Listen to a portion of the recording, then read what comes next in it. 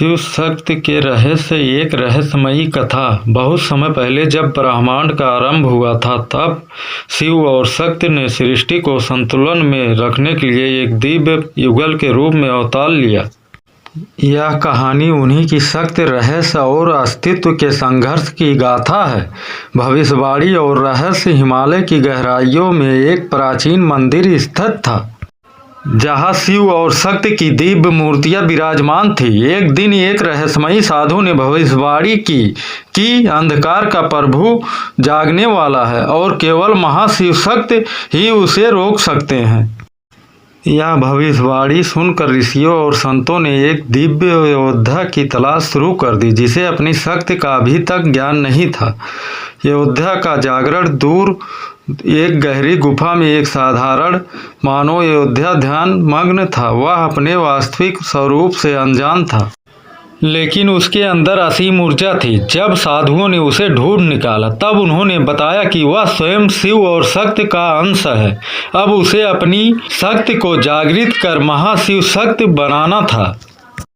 अंधकार का उदय। इस बीच अंधकार के प्रभु ने अपने दानव योद्धाओं को जागने के लिए एक काला यज्ञ किया। उन्होंने पृथ्वी पर विनाश का तांडव मचाने की योजना बनाई। उनके पास एक ऐसा शस्त्र था जिसे रोकने के लिए केवल शिव शक्ति का संयुक्त रूप ही सक्षम था।